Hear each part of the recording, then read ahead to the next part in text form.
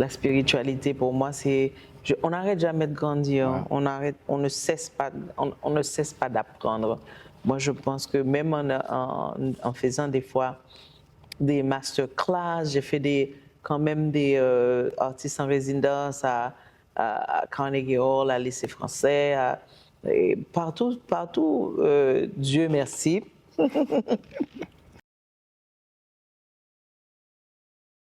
Bonsoir, Michel. Bonsoir, Maslin. Merci pour la réception, merci pour cette introduction ô combien exceptionnelle. Merci. Tu as grandi dans une famille religieuse. La musique, depuis tout petit, tu avais ça dans le sang, à travers l'église. Et je pense que tout ça aussi a contribué de la personne que tu es aujourd'hui. À 100%, parce qu'il y a d'abord le pouvoir de la foi, que je pense qu'à travers ce que mes parents, ma maman et mon père ont pu m'inculquer, non seulement on ne se rend pas compte, mais ça nous donne aussi la détermination et la possibilité de rester en place quand ça va mal. Parce que ce n'est pas toujours rose. On s'imagine que d'être sur scène, c'est fascinant. Il y a le clinquant, le brillant, et on s'imagine que c'est toujours rose. Et au fait, il y a tellement de difficultés puisque la compétition, en parlant de compétition, je veux dire vraiment toutes les autres musiques de tous les autres pays et le fait que le monde de la musique a complètement changé. Ce qu'on voit en ce moment, ce n'est pas ce qu'il y avait avant. On ne vend pas les albums de la même manière, on travaille, il faut tout ça comme, je veux dire, comme défi pour pouvoir être encore sur scène. Donc, avoir été élevé dans une famille où la foi, la confiance, la patience fait partie de notre éducation spirituelle. Je pense pour moi, ce n'est pas seulement un cadeau, pour moi, ça c'est tissé dans tout le cheminement que j'ai eu jusqu'à présent, tout le parcours que j'ai pu faire jusqu'à présent. Malgré notre manque de structure au niveau de la musique haïtienne, et tu arrivais à faire une grande place, pour ne pas dire une place. Tu voyageais partout dans le monde entier. Et au Japon, lorsqu'on parle d'Emeline Michel, ça veut dire beaucoup. Comment tu vois ça?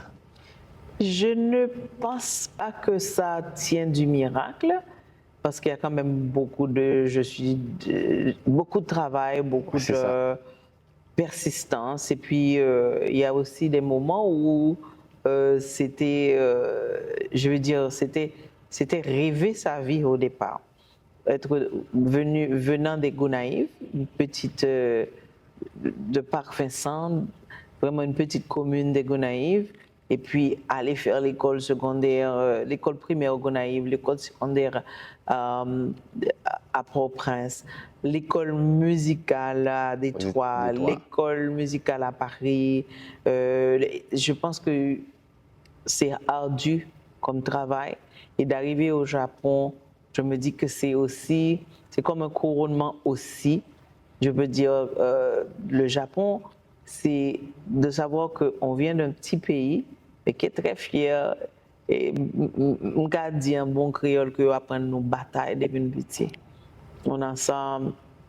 Je vois des Haïtiens ici, à Montréal, et je me dis, je les vois en train de recommencer à refabriquer une nouvelle vie. Et pour moi, c'est l'enveloppe, l'étoffe haïtienne est constituée de cette manière.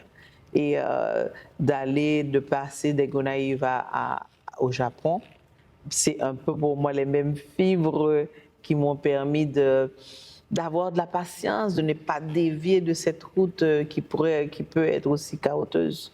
Donc, le travail, pour moi, c'est le plus beau secret que je puisse partager avec les jeunes. C'est ça. 40 ans de carrière, mais vous voyagez dans différents pays et vous regardez dans la musique, il y a des énergies positives. Automatiquement, on va attendre dans un concert, ou une connexion directe, vous faites rapidement avec. Dans les 5 premières secondes, il y a une connexion directe qui fait avec le public. Et puis, c'est comme si Comme si c'est un maman qui gagne plusieurs petites, et puis il dit, OK, c'est mon cap gérer petite. Gérer petite, non, c'est non. C'est pas un bagage qui est facile. Mais l'aime que moi-même, non fait recherche, on voyage en pile en Afrique, et on fait presque tout continent, tout le monde là, et Europe, on fait des études tout sous identité, par exemple en Afrique, en France. Est-ce que vous pensez que, est-ce que les gens, tout ensemble de bagages qui viennent fait que Émile Michel gagne toute capacité en termes de maturité musicale pour être capable d'offrir. Parce que l'émotion qu'en peu il faut dégager dans la musique, il est difficile pour ne pas transcender en l'autre monde. Est-ce que l'ensemble de parcours ça a contribué avec ça? Le parcours, absolument, mais je crois qu'il y a une base qui est indestructible, qui est la base de l'humain face à l'autre humain. La spiritualité, pour moi, c'est... on n'arrête jamais de grandir, ouais. On ne cesse pas d'apprendre.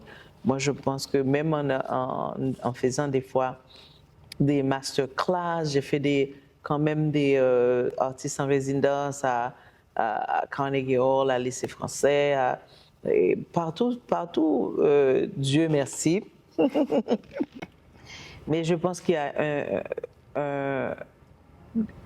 un fil rouge, un fil conducteur qui est qu'on est humble et toujours on apprend de l'autre, même de la personne avec laquelle avec la personne, je veux dire un élève, un professeur, on apprend, on n'arrête pas d'apprendre. Donc il y a d'abord ça comme principe pour moi, et puis deuxièmement les voyages bien sûr. Récemment, j'ai fait près de mois au Sénégal en train d'écrire, en train de chanter, d'aller rencontrer des griots. Ça m'ouvre un peu l'esprit sur, il n'y a pas qu'un genre de musique. Au moins, d'aller en Haïti, d'écrire avec des jeunes, de faire des classes avec, il y a Focal, Fondation Connaissance à Kilti, faire des classes avec des jeunes. Pour moi, c'est quelque chose qui me manque actuellement, mais je découvre aussi ce qu'a à dire la génération actuelle, se projetant sur ce futur. Donc, il y a constamment un besoin de m'absorber, de m'imprégner du présent et du monde qui m'entoure. Donc oui, il y a une richesse au niveau musical que ça t'amène de pouvoir d'aller vers l'autre, écouter ce que l'autre a proposé aussi. En parlant de Focal, il y a beaucoup de jeunes qui ont bénéficié la gratitude musicale d'Émile Michel. Prenez l'exemple de Richel, il y a tant d'autres jeunes artistes encore qui parlent toujours d'Émile Michel. Comment tu vois ça? Pour moi, ce sont je les appelle des grandes sœurs. C'est vrai qu'on a eu des moments exceptionnels avec Annie Aléot, Richel. Je me rappelle d'une classe qu'on avait faite et à ce moment-là, j'avais la caméra branchée, je les avais fait filmer et on a repassé tout ce qu'on avait filmé. On a ensemble corrigé ce qui n'allait pas. Je leur disais, mais qu'est-ce que vous avez trouvé? Est-ce que c'était l'interprétation était d'une justesse? Pour moi, ce sont des échanges magnifiques et je suis fière de voir que, lors même que je ne suis pas la seule à contribuer quoi que ce soit, et elles ont aussi toutes mise de leurs propres efforts et de voir comment leur carrière ont fleuri. Je suis contente de savoir qu'en chemin, on s'est croisés. Donc, s'il n'y a pas de... Je pense que les têtes qui perdurent et qui ont pu percer au niveau musical, ce sont aussi des gens qui ont un besoin comme viscéral. De partager leur art. Même Tafa a bénéficié aussi de ce flambeau. Tafa est exceptionnel et je crois que ce qu'on a partagé, ce qu'on partage encore, c'est le fait que c'est une fois elle avait interprété une de mes chansons, Père l'Éternel, et vraiment à nu, avec sa voix comme ça, sans aucun habillage musical, elle a dégagé exactement l'âme de cette chanson. Et je crois qu'on partage le fait que toutes les deux, on aime même deux générations différentes, on aime profondément Haïti et que ce n'est pas pour se vendre, Ouais. mais c'est pour vraiment partager la beauté, l'or que je pense qu'il risque, même à travers la musique, la peinture, ce que Haïti possède encore ce tort. L'une des personnes qui est fière toujours d'Emeline Michel, mais aussi tu parles toujours d'elle, c'est Yol de Rose. Longue J'aimerais histoire, c'est qu'on une en longue parle. route. Oui, c'est une longue route parce que c'était l'année internationale de la jeunesse. Et puis, Annecy et Yol m'ont fait appeler pour représenter le département de l'Artibonite. Et puis, l'histoire a commencé comme ça. C'est une des stations, je veux dire, claires et très importante de ma carrière, puisque à partir de ce moment, il y a beaucoup de gens qui ne me connaissaient pas, des journalistes, incluant Ralph Vonsi, qui a découvert sur cette scène Stade Silvio Cator.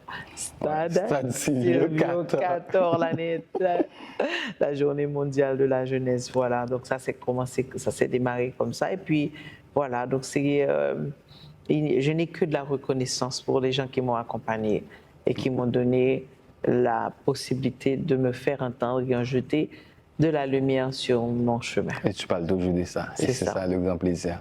Oui. Est-ce qu'il y a par exemple des chansons, et je ne sais pas qui t'a marqué plus, parce que j'écoutais pas mal de musique d'Emeline Michel, et oui, on parle toujours d'Akaï Kao comme, quand je pourrais dire, comme symbole, comme la musique, comme je pourrais dire un œuvre d'art. Mais Flamme, pour moi, c'est l'une d'entre eux. Je suis totalement d'accord. Il y a tellement beaucoup de chansons qui pour moi, sont autobiographiques. L'odeur de ma terre, la chanson de Jocelyne, que j'ai aussi reprise avec les voix d'Haïti, la chorale Voices of Haiti. Il y a aussi pour moi, pas garanti dans ça, mais il y a des gens qui sont restés accrochés qu'aux premières chansons qui m'ont représenté. Parce que quand on a vu Flamme, j'avais peut-être 21, 22 ans, et puis tu arrives avec un concept plutôt osé. J'étais en décapotable en train de conduire, un maillot de bain sur la plage, un gros chapeau.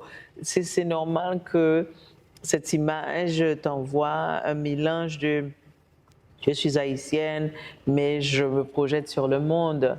Et c'est resté bloqué dans la tête de plusieurs personnes comme la chanson qui m'identifie, autant qu'Akaï Kao, dans les Caraïbes, parce que cette chanson a eu vraiment chanson de l'année en Guadeloupe. Je ne peux absolument pas m'en plaindre. Je disais l'autre jour, c'est comme quand je vais voir un concert de Anita Baker, et puis qu'elle aurait chanté tout son répertoire et qu'elle n'aurait pas fait Giving Me the Best That I Got. Et moi, je dis, mais comment elle fait ça? Parce qu'on identifie l'artiste à la première chanson qu'il a représentée. Mais au fait, pour moi, il y a dans mon répertoire Le Poisson de Nuage. Il y a des chansons pour moi qui sont l'âme de cette écriture qui au fil du temps a plusieurs albums que je partage, qui me représentent aussi bien. Ouais. Il y a le côté humaniste chez Emeline Michel, et tu as participé à ONIFAM, des tournées à travers le monde entier pour défendre des causes des femmes ou des personnes victimes de violences, tout ça. C'est quelque chose que tu ne parles pas souvent de ça, Emeline. Et pour moi, c'est que ça veut dire beaucoup, pas seulement pour nous en tant qu'Haïtiens, mais pour le monde. Parce qu'il y avait aussi beaucoup d'autres artistes internationaux qui étaient dans ce grand tournée. J'aimerais en parler un petit peu de cette expérience. C'est vrai, je n'en parle pas parce que souvent, je crois qu'il y a eu beaucoup de situations où j'ai pu contribuer au changement ou à l'avancement de certaines causes, Ouais. Et je n'ai jamais trouvé nécessaire d'avoir une caméra sur la main qui donne. Et je ne sais pas si c'est connecté aussi aux principes spirituels que j'ai reçus dès mon Je pense enfance. qu'Imagine va prendre le temps de faire une autobiographie de Mime à travers tout ça. Non, ça m'est arrivé. Il y a eu CNN m'avait donné un gros chèque et tout ce que je devais faire, c'est vraiment être l'un des juges qui représentait pour le mois de décembre et prendre le chèque d'aller après le tremblement de terre. Je l'ai donné à une des écoles. C'était pas nécessaire d'avoir une photo, de le montrer. Je sais simplement qu'une des écoles a bénéficié. Et pour moi, ça me réchauffe le cœur de savoir que j'ai pu contribuer à ce changement-là. ONU Femmes, qui aussi a été connectée à non à la violence faite aux femmes sur un des spectacles, justement.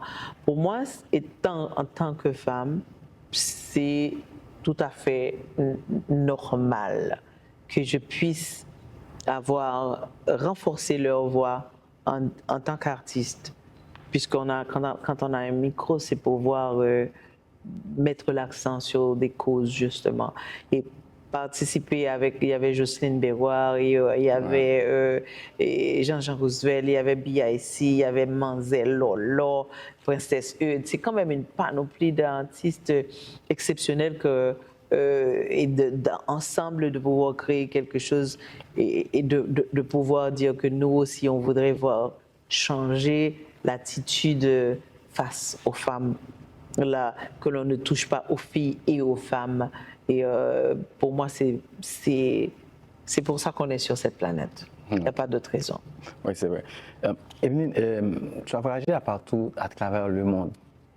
Est-ce qu'il y a un pays ou un continent qui t'a marqué plus, Il me reste encore des pays à découvrir, mais je veux dire que c'est vrai, les deux pays, je veux dire, où je me suis retrouvée tout de suite à la maison. Le Japon, bizarrement, alors même qu'on n'aurait pas parlé, on ne parle pas le même langage, le respect pour les aînés, le respect pour je sais pas, la connexion avec la nature. Il y a aussi, je veux dire, le Sénégal m'avait beaucoup impressionné. Je me suis jetée dedans. Je suis arrivée récemment encore quand je suis partie au Sénégal. Wow. Et je suis arrivée dans la rue et puis il y a quelqu'un qui m'a dit « Ah, on va manger. Tu veux venir manger avec nous ?» Et moi, je dis « C'est pas possible. Je viens d'arriver et je laisse mes valises à la maison et je me retrouve autour d'un grand pot avec une grosse chaudière où il y avait un tchiboudjen. Et on mangeait avec la main. Et la première journée, et après je dis, mais est-ce que je te dois quelque chose? Et le gars me dit, mais non, non, non, on est ensemble. Wow. Et c'est pour ça que, entre autres, ça m'avait beaucoup parlé, la chanson de Senaya, puisque c'est vrai que quelque part, on avait ça. On est ensemble. On avait ça par le passé, où voisin fait manger, l'événement menait sale cuite là, on bon moulin. Bon, on fait là dans les avocats. Et puis, ou même si c'est du riz cuit avec sauce pois, on pas au bas les sauces. C'est pour moi, cet esprit de communauté, de partage. Je crois que il y a des pays qui me marquent à cause de cette, je sais pas, ce qui me ramène à chez moi, quoi. Voilà. Il y a le côté artistique, il y a aussi un autre côté que tu parles pas souvent, c'est le côté entrepreneuriat. C'est vrai qu'il y a pas mal de, je crois que la musique a toujours pris les devants de la scène. Au niveau entrepreneuriat, moi je peux dire que l'idée de même de créer ma propre musique, ça fait longtemps que je ne suis pas produite par aucune maison de disques. Cheval de Feu Production, puisqu'il y a l'album Cordéam qui est quand même resté un des albums un classique, puisque sur cet album, on va retrouver Mosso Maman, sur cet album, je me dis Dormi Collé, il y a tellement de chansons sur cet album qui sont restées dans la tête des gens. Je l'ai produite moi-même. Wow. Il y a eu bien sûr quelques participations spontanées de plusieurs personnes et tout, mais mes albums, je les produis du début jusqu'à la fin. Le choix des musiciens, aller en studio, les vidéos, la majorité de tous les concepts de vidéographie, incluant Timoun, incluant Force, qui vient de sortir récemment, je les ai construits, j'écris tout le scénario. J'adore utiliser avoir tous les outillages de ma créativité au service de ce qui représente les textes et tout. Donc, au niveau entrepreneuriat, il y a aussi les vêtements de scène. Et c'est pour ça la question, c'est ça que j'allais chercher. Parce que je veux en parler. Bon, il y a très tôt, ma maman m'avait dit, parce qu'elle faisait ma maman est couturière, et elle me dit qu'elle ne voulait pas faire des vêtements pour moi. Parce qu'elle était trop occupée à faire les vêtements des gens à l'église, des écoliers du quartier. Puis un jour, j'ai pris un des tissus que j'avais acheté et je l'ai attaché. J'ai mis une broche comme ça. Et puis j'ai mis une belle ceinture, et puis mes talons qui quittent moi. Et puis maman me regarde et maman me dit, c'est pour tomber sous. Et du coup, je me suis rendu compte qu'il y a un truc très naturel à aller à te voir et à être bien dans ta peau. Et du coup, j'ai commencé à dessiner, à refaire faire mes vêtements moi-même. Et puis là maintenant, ma soeur et moi, et Maud et moi, on a une petite collection. Ça va venir. Préparez-vous pour aller en acheter. Une petite collection et qui justement, c'est un chantier depuis très longtemps. Mais comme j'aime compléter un projet avant de passer à un autre projet, je termine avant de commencer avec ma soeur. Voilà. Je pense que les fans d'Émile Michel vont être contents d'apprécier ou d'aller acheter les vêtements d'Émile Michel. Pour le nom, ça va être surprise. Oui, le nom est là.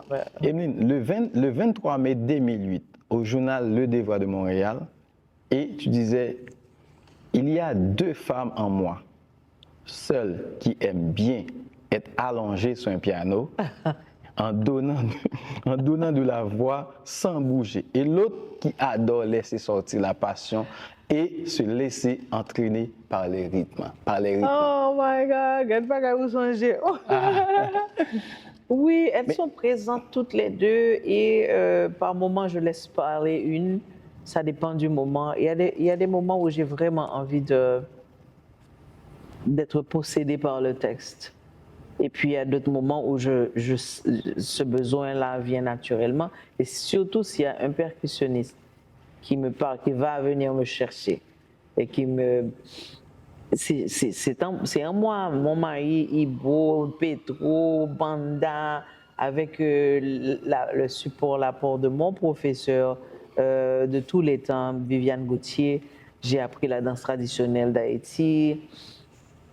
Et j'ai besoin, mais chez moi, je mets la radio le samedi pour faire le ménage et je danse à chaque fois qu'il y a une chanson de Ram, de Youssou N'Doye ou de Youssoufa, je perds... Azor, c'est l'un des artistes que tu apprécies beaucoup aussi. Énormément, j'ai eu le bonheur, l'honneur d'avoir plusieurs spectacles qui ont entre autres été enregistrés, des tournées, une tournée au Japon avec Culture Shock qui a été programmée par le former ambassadeur, l'ambassadeur. Et puis il y a aussi un concert qui a été fait à l'Atrium en Martinique. J'ai encore des images de Azor en train de jouer pendant que je danse. Donc ce sont pour moi des moments mémorables. Pourquoi? Parce que Azor a une sonorité particulière Et quand il touche le percu, tu vois bouger ses mains sans faire de grands efforts. Et tu as un son qui te ramène comme une basse, comme un nouba, genre un tambour. Et pour moi, on ne refait pas une identité pareille. À chaque percussionniste, tu ne vas pas retrouver cette identité. Ouais. Ouais.